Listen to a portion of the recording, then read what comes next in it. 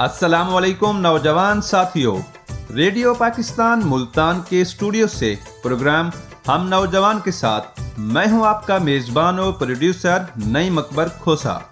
नौजवान साथियों, उम्मीद कि आप खैरियत से होंगे और मुल्क की तरक्की में बढ़ चढ़ कर हिस्सा ले रहे होंगे। नौजवान दोस्तों, किसी भी कौम की तरक्की का राज ये है कि उस कौम के नौजवान कितने फ़आल और वलवला अंगेज हैं और उनमें क्या कर गुजरने का जज्बा है और वो इनफरादी और मुल्क की तरक्की के लिए क्या कारनामे सरअंजाम दे रहे हैं। एक पाकिस्तानी नौजवान की हैसियत से हमारे सामने कायद आज़म मोहम्मद अली जिन्नाह रहमतुल्लाह अलैह और डॉक्टर अल्लामा इकबाल रहमतुल्लाह अलैह का फ़लसफ़ा मशाले राह है। इसमें हमारे पास जज्बा भी है और मंजिल भी, लेकिन यहाँ एक बात सोचने की है और इसका जवाब आप अपने आप से पूछें कि क्या आप अपने वक्त को दुरुस्त तरीके से इस्तेमाल कर रहे हैं? क्या आप फरामीन कायद पर अमल पैरा हैं? क्या आप में इकबाल के शाहीन जैसी खसूसियात हैं? क्या आप अपनी मंजिल, अपने इरादों और अपनी सलाहियतों से बखूबी वाकिफ़ हैं या किसी कश्मकश का शिकार हैं? साथियों, आप इकबाल के शाहीन हैं, आप पाकिस्तान का सरमाया हैं, आप इस मुल्क की शान हैं। ये वतन आपका है और ये वतन हमें अजीम कुर्बानियों के बाद मिला है। लिहाजा हम अपना तन मन धन अपने वतन की तरक्की और सलामती के लिए कुर्बान कर दें और इस वतन को दुनिया का बेहतरीन मुल्क बनाने में अपना अपना किरदार अदा करें। अल्लाह का शुक्र अदा करें कि अल्लाह ताला ने हमें इस दुनिया में एक आज़ाद वतन अता किया है जिसमें बेपनाह कुदरती वसाइल और कुदरती हुस्न मौजूद है। इसी हवाले से आइए सुनते हैं एक खूबसूरत मिली गीत।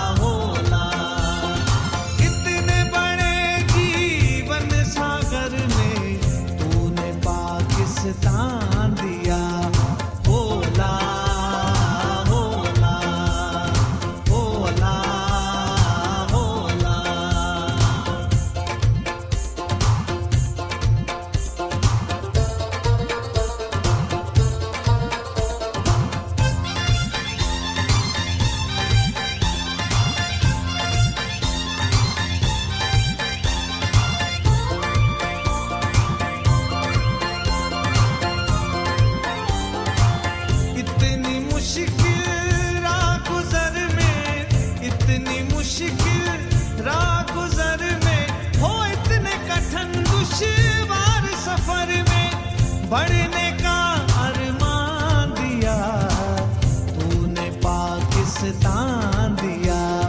होला होला होला होला, इतने बड़े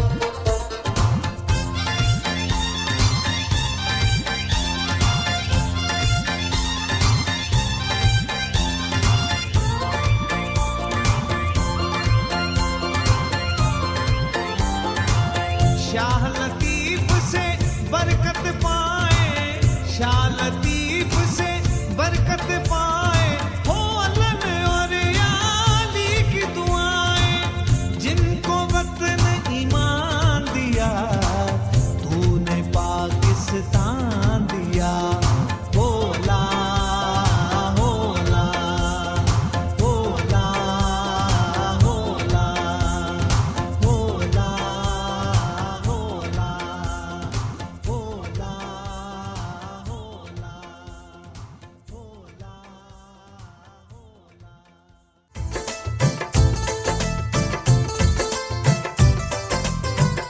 नौजवान दोस्तों, मौजूदा दौर में तालीम का एक बुनियादी मकसद नौजवानों को आसान तरीके से रोजगार के लिए तैयार करना है, क्योंकि फर्द से अफराद, अफराद से खानदान और खानदान से कौम वजूद में आती है।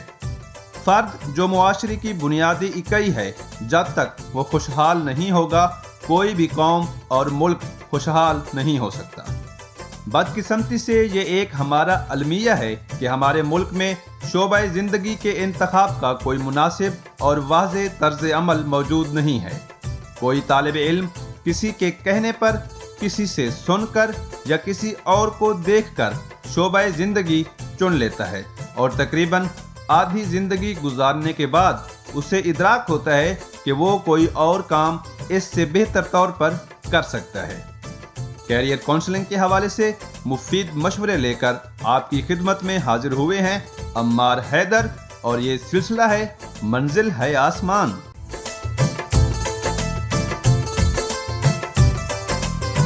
बिस्मिल्लाहिर्रहमानिर्रहीम। आज का हमारा टॉपिक है कारोबार की अहमियत, एंटरप्रेन्योरशिप। तो कारोबार हमारे नौजवानों के लिए क्यों ज़रूरी है, इसकी अहमियत पे आज बात होगी। ये देखा गया है कि बच्चे जितने भी यूनिवर्सिटीज़ में, कॉलेजेस में पढ़ते हैं, उनका ख्वाब होता है कि यहाँ से निकलेंगे तो नौकरी करेंगे। ये एक माइंडसेट बन चुका है और यहाँ पे ट्रेंड बन चुका है हमारे मुआशरे में। इसी का एक मसला है कि हम नौकरियों की तलाश में जाते हैं, ना कि कारोबार की तलाश में। एक सर्वे भी किया गया, वो स्टूडेंट्स जो मैनेजमेंट साइंसेस पढ़ रहे होते हैं, MBA कर रहे होते हैं या BBA कर रहे होते हैं, वो अपनी जॉब्स की तरफ क्यों जाते हैं, अपना बिजनेस क्यों नहीं स्टार्ट करते। हालांकि उनकी अगर MBA की एब्रीवेशन चेक की जाए तो मास्टर्स ऑफ बिजनेस एडमिनिस्ट्रेशन, मतलब एक बच्चा जो बिजनेस को एडमिनिस्ट्रेट करने में, उसको संभालने की मास्टर डिग्री ले रहा है, वो किसी और का बिजनेस जाके क्यों संभालता है, क्यों एडमिनिस्ट्रेट करता है। जब उसके पास स्किल्स आ गई हैं, उसके पास नॉलेज आ गया है, उसने बिजनेस में बैचलर कर लिया है, तो वो अपना बिजनेस क्यों स्टार्ट नहीं करता। तो इसकी अहमियत उजागर करने की जरूरत है। ये जो हमारे यहाँ एक ट्रेंड बन चुका है, इस ट्रेंड को चेंज करने की जरूरत है। जैसे कि हुकूमत पाकिस्तान ने भी ये बात की कि यहाँ पे जॉब अपॉर्चुनिटीज क्रिएट की जाए, ज्यादा से ज्यादा एम्प्लॉयमेंट की क्रिएशन की बात की और मुलाजमत की बात की, और बिजनेस को उन्होंने प्रमोट किया। तो बिजनेस, जब हमारे डिफरेंट यूनिवर्सिटीज में भी बिजनेस की स्टडीज पढ़ाई जा रही हैं, तो आज हम अपने बिजनेस की तरफ बच्चों को रागिब करना है हमने। देखिए, हमारा इस्लाम भी कहता है, हजूर पाक सल्लल्लाहु अलैहि वसल्लम ने तिजारत की, हजरत खदीजा अलैहिस्सलाम से उन्होंने शादी की, क्योंकि वो भी एक तिजारत करने वाली खातून थी, बिजनेसमैन थी वो। और बिजनेस का सबसे बड़ा फायदा ये है कि ये ट्रांसफरेबल है, हम इसको शिफ्ट कर सकते हैं। आज मेरा जो भी स्केल है, आज मैं जिस पोजीशन पे हूँ, कल को मेरे बच्चे होते हैं तो वो सेम पोजीशन पे नहीं आ सकते। लेकिन आज मैं अपना बिजनेस कर रहा हूँ, खुदा न खास्ता, अल्लाह को सबने प्यारे होना, आज मेरी डेथ होती है तो मेरा बच्चा उसी पोजीशन से बिजनेस को लेगा जिस पोजीशन पे बिजनेस होगा। नौकरी आप ट्रांसफर नहीं कर सकते, बिजनेस को आप आगे जनरेशन तक ट्रांसफर कर सकते हैं। नौकरी आपकी खानदान को चलाती है और बिजनेस आपके नस्लों को चलाता है। सो बिजनेस एंटरप्रेन्योरशिप की बहुत इंपॉर्टेंट है हमारे मुआशरे के लिए, हमारी सोसाइटी के लिए, हमारी नस्लों के लिए।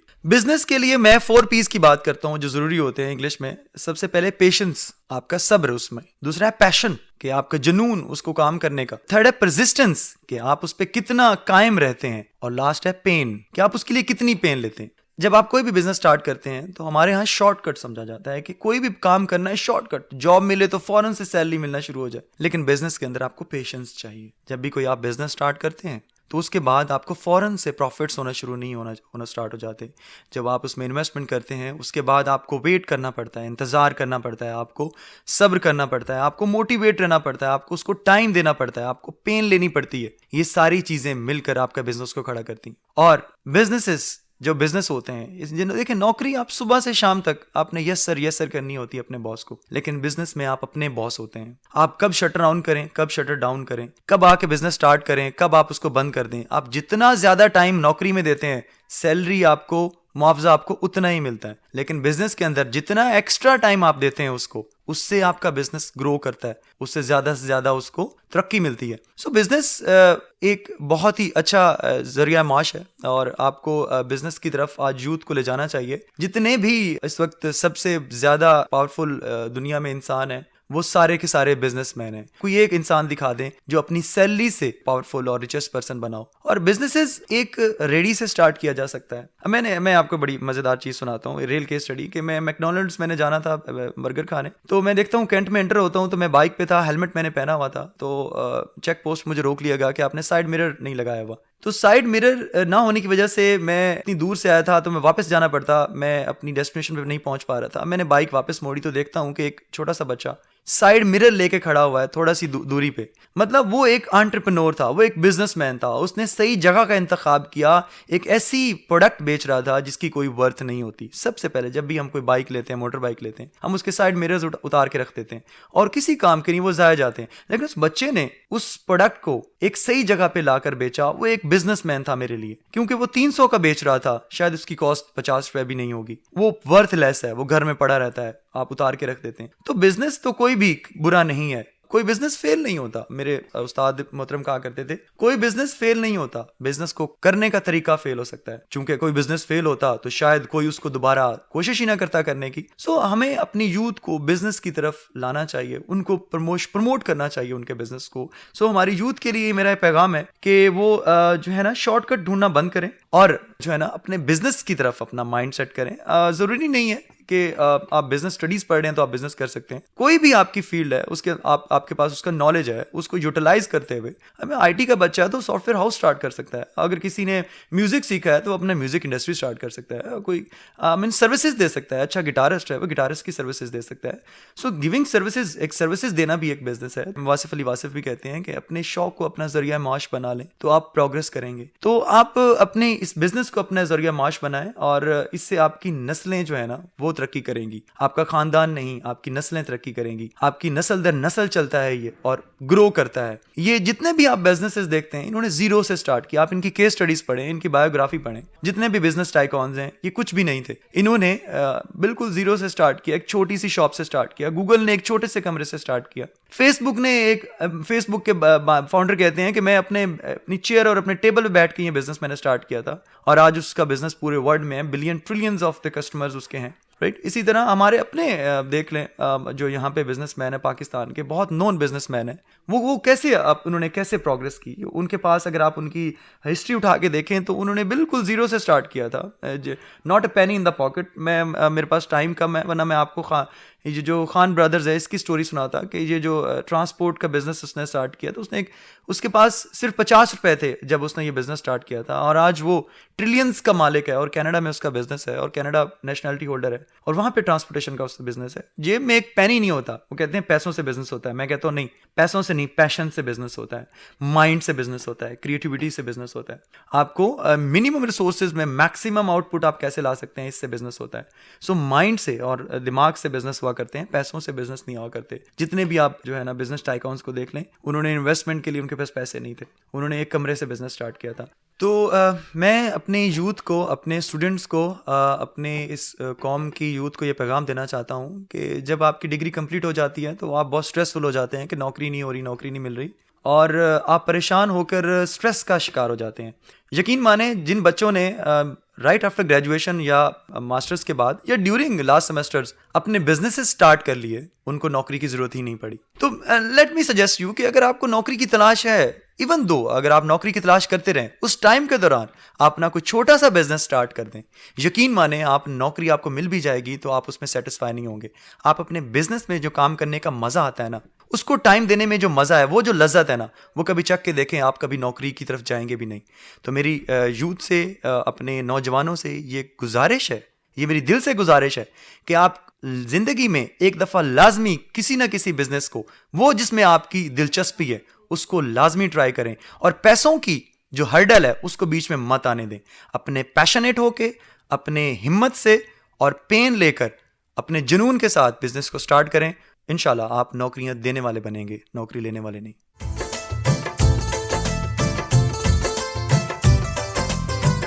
नौजवान साथियों, आजकल टेक्नोलॉजी का दौर है। आपकी फिंगर टिप्स के ऊपर दुनिया मौजूद है। डिजिटल कल्चर ज्यादा होता जा रहा है और इन तमाम हालात से सिर्फ उस वक्त फायदा उठाया जा सकता है जब हम digital technology, internet banking, freelancing और इससे जुड़ी तमाम चीज़ों से ना सिर्फ वाकफियत रखेंगे बल्कि उनके इस्तेमाल और बेहतर अंदाज में सीखने से ज़र मुबादला कमाएंगे।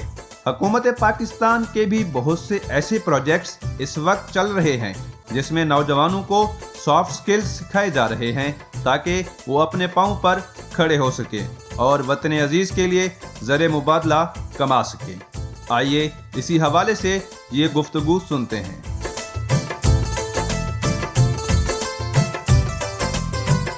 अस्सलाम वालेकुम सामीन, रेडियो पाकिस्तान मुल्तान के स्टूडियो से आपका मेज़बान जावेद नज़ीर आपकी खिदमत में हाजिर है। सामीन, जैसा कि आप जानते हैं कि मुस्तकबिल टेक्नोलॉजी का है और कौमें टेक्नोलॉजी से ही इस्तिफ़ादा करती हैं और जो कौमें टेक्नोलॉजी में अपनी जिद्दत पैदा कर रही हैं वही कौमें तरक्की याफ्ता होती जा रही हैं और उनके नौजवान भी बहुत आगे बढ़ते जा रहे हैं।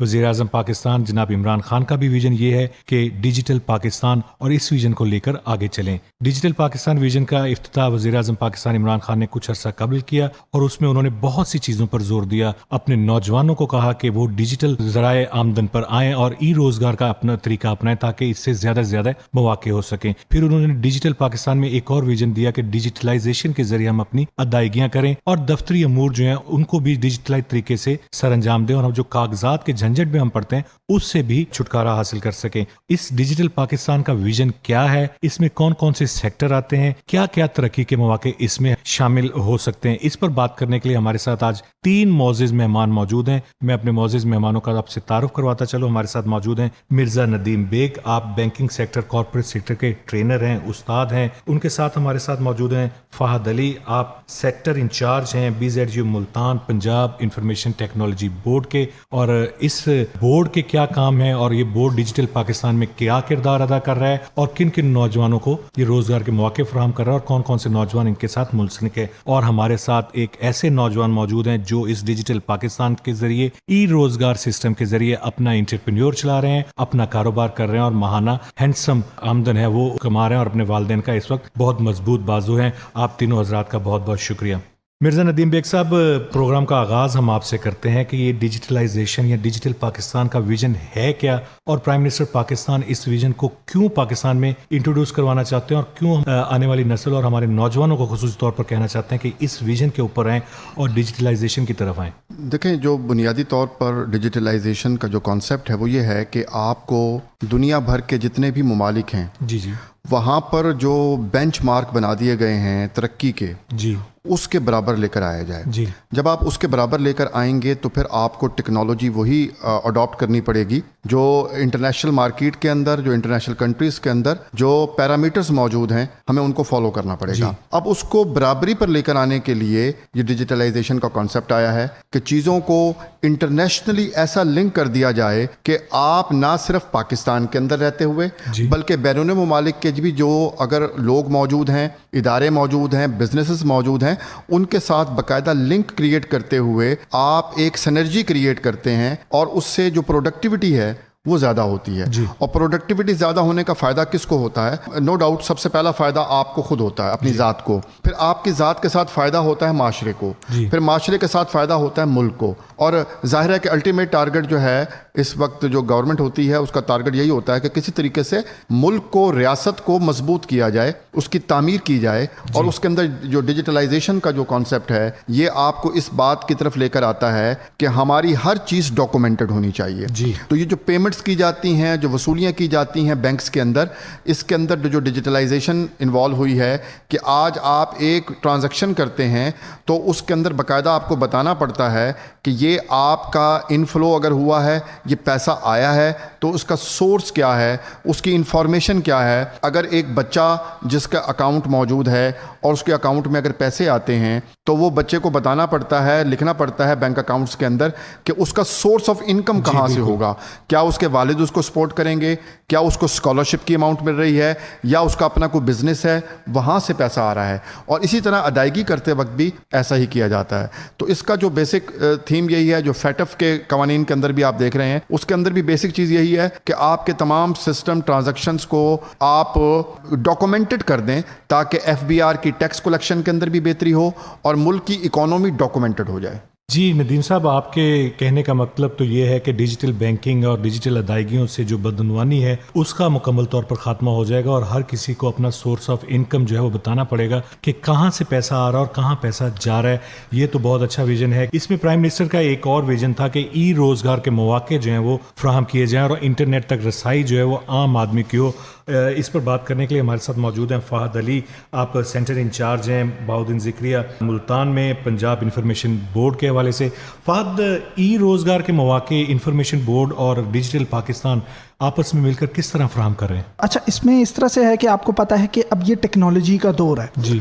पाकिस्तान में कुछ अरसे पिछले कुछ सालों के अंदर, रिसेंट सालों के अंदर, साल 2 साल के अंदर बहुत ज़्यादा टेक्नोलॉजी बूम हुई है। आपको पता है मोबाइल फ़ोन्स के अंदर, सॉफ्टवेयर्स के अंदर इस तरह का बड़ा काम पाकिस्तान में, इवन के गवर्नमेंट लेवल के ऊपर इस टाइम पे जितना काम हो रहा है शायद इससे पहले कभी नहीं हो रहा था पाकिस्तान में। अच्छा, इसमें मैं थोड़ा ये बताता चलूँ कि आप सारे जानते हैं कि बाहर की जो दुनिया है वो हमसे टेक्नोलॉजिकल थोड़ी सी ज़रा एडवांस है। अच्छा, अब यहाँ पे प्राइम मिनिस्टर साहब ने और CM पंजाब जो हैं उनका ये विजन है कि हमने स्टूडेंट्स को कम से कम जो हमारे यूथ है, नौजवान है, उनको 1 करोड़ नौकरियां देने का जिस तरह से वादा किया, तो उसके हुकूमत जो होती है उसका मेन फर्ज जो होता है वो ये होता है कि हम किस तरह से मौके पैदा करें अपनी यूथ के लिए कि वो खुद से अर्निंग पे लग सकें, जॉब्स क्रिएट हो सकें। इसके लिए एक पंजाब इंफॉर्मेशन टेक्नोलॉजी बोर्ड जो गवर्नमेंट ऑफ पंजाब का IT का इदारा है, उन्होंने एक प्रोग्राम स्टार्ट किया, ई रोजगार, चीफ मिनिस्टर ई रोजगार प्रोग्राम। ई रोजगार प्रोग्राम बेसिकली इलेक्ट्रॉनिक रोजगार के नाम से निकला हुआ है कि आपने खुद से घर बैठ के अर्निंग किस तरह करनी है। आपको पता है पूरी दुनिया कोरोना की वजह से जॉब्स वैसे भी थोड़ी सी डाउन हुए थे, तो क्यों ना हुकूमत ये काम करे कि वो अपने जो यूथ है उनको इस काम पे लगा सके कि वो किस तरह से घर बैठ के अर्निंग कर सकते हैं। इसी विजन को देखते हुए गवर्नमेंट ऑफ पंजाब ने ये काम स्टार्ट किया कि हम पंजाब के नौजवानों के लिए जिनके पास पंजाब का डोमिसाइल है वो ये कर सकते हैं कि इस तरह के डिफरेंट प्रोग्राम्स बाकी सूबों में भी स्टार्ट किए गए हैं। मैं आपको ई रोजगार के बारे में थोड़ा बता दूं। ई रोजगार में अभी तक ऑलमोस्ट जो हमारे पास लाखों स्टूडेंट्स रजिस्टर हो चुके हैं, जिसमें से तकरीबन 20,000 प्लस अभी तक ग्रेजुएट्स हो चुके हैं, और तकरीबन जो इसकी अर्निंग है ई रोजगार की, जो स्टूडेंट्स हमारे साथ मुंसलिक होते हैं वहाँ पे तकरीबन 33 करोड़ प्लस उनकी अर्निंग हो चुकी है। यानी कि ये वो स्टूडेंट्स हैं जो कुछ भी नहीं कर रहे थे, फ्री थे, जॉब्स की कोशिशों में थे, तो गवर्नमेंट ने इनको मौके पैदा किए कि हम आपको ट्रेनिंग देंगे,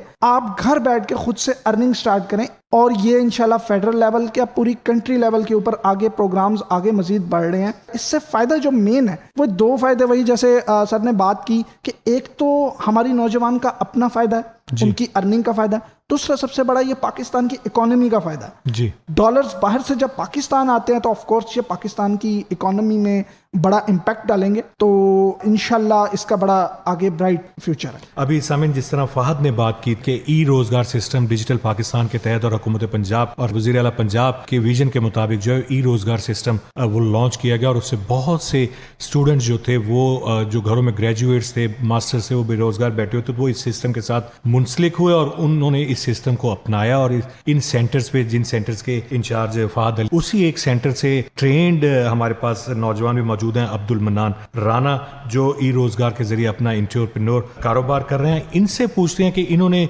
डिजिटल पाकिस्तान के जरिए और ई रोजगार के जरिए क्या हासिल किया, इनको ट्रेनिंग किस तरह मिली और उन्हें इस सिस्टम का किस तरह पता लगा। जी अब्दुल मन्नान राना साहब, हमारे सुनने वालों को अपने मुतालिक कुछ बताइएगा, और इस सिस्टम के मुतालिक जिससे आप मुंसलिक हुए और जिससे आप लाखों रुपए कमा रहे हैं उसके हवाले से भी हमारे सुनने वालों को बताइएगा। हाँ जी बिल्कुल। सबसे पहले मैं ये चीज़ कोट करता जाऊँ, जब ये पेंडेमिक कोविड-19 जिसे हम कहते हैं, आप सब इस बात से अवेयर होंगे कि 1.5 अरब के करीब इस पूरी दुनिया में नौजवान कह लें या फैमिलीज कह लें जो गुर्बत की लकीर से भी नीचे चली गई। बिल्कुल। इसका मतलब क्या है कि लोगों के पास सोर्स ऑफ इनकम ही नहीं है। स्पेशली हमारे कंट्री में, मैं ग्रेजुएट हूँ, मैं केमिकल इंजीनियर भी हूँ बेसिकली, लेकिन इंजीनियरिंग से रिलेटेड मुझे जॉब अनफॉर्चुनेटली मिली नहीं। लेकिन मैं कहना ये चाहूँगा कि जब ये ई रोज़गार का प्लेटफॉर्म आया है, हमारे पाकिस्तान में हर साल हज़ारों की तादाद में लोग ग्रेजुएट होते हैं, जिसमें से मुश्किल से नंबर्स में होंगे जिन्हें 100 या 120 150 जिनको जॉब्स मिलती हैं। बाकी का नौजवान होता है वो डिग्री लेके फिरता रहता है। लेकिन जब ये ई रोज़गार का, जैसे विफात भाई ने बताया है,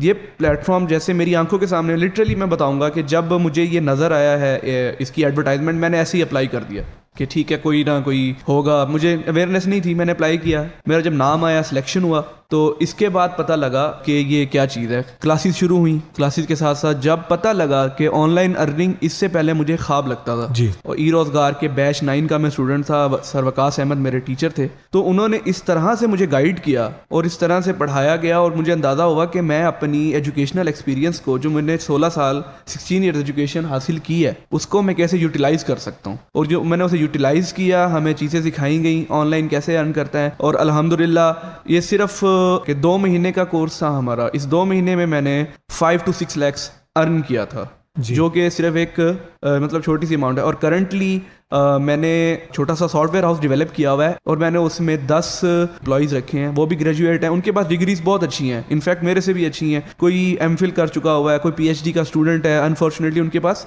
जॉब्स नहीं है और वो मेरे पास काम कर रहे हैं। एक और चीज़ मैं ऐड करता जाऊँ, वो ये है कि आपको जब एक जॉब मिलती है पाकिस्तान में 16 ईयर एजुकेशन के बाद, जब आप इतना हैंडसम अमाउंट अपने पेरेंट्स की लगा चुके होते हैं, तो उसके बाद आपको जॉब मिलती है 25,000, 30,000, 35, स्टार्ट कितना मिल जाएगा आपको, 50 मिल जाएगा, 60। आजकल इसमें एक घर नहीं चलता। लेकिन बीइंग एन फ्रीलांसर, ई रोज़गार ने मुझे जो फ़ायदा दिया वो ये है कि मैं किसी का पाबंद भी नहीं हो सकता और ऑनलाइन बैठ के जॉब करूँगा, कमाऊँगा, लोगों से अपने कॉन्ट्रैक्ट लूँगा और लाखों, तो शायद मैं ये बात बड़ी करने वाले लोग इस वक्त मौजूद हैं पाकिस्तान में जो करोड़ों अर्न कर रहे हैं। उनमें से अल्हम्दुलिल्लाह एक मैं हूँ जो अब तक काफ़ी हैंडसम अमाउंट अर्न कर चुका है और सिर्फ 6 to 7 मंथ्स के अंदर मैंने अपना सॉफ्टवेयर हाउस डेवलप कर लिया है, जैसे कि मैंने बताया, और ये सब ई रोज़गार के प्लेटफॉर्म की वजह से है। जी, बहुत शुक्रिया मिर्ज़ा नदीम बेग साहब, फहद अली और अब्दुल मन्नान राना। अगर डिजिटल पाकिस्तान, रोशन पाकिस्तान, इस विजन को हम लेके चलेंगे तो अल्लाह ताला पाकिस्तान को और तरक्की देगा और तामीर वतन में हमारे नौजवान जो हैं इसी तरह किरदार अदा करते रहेंगे।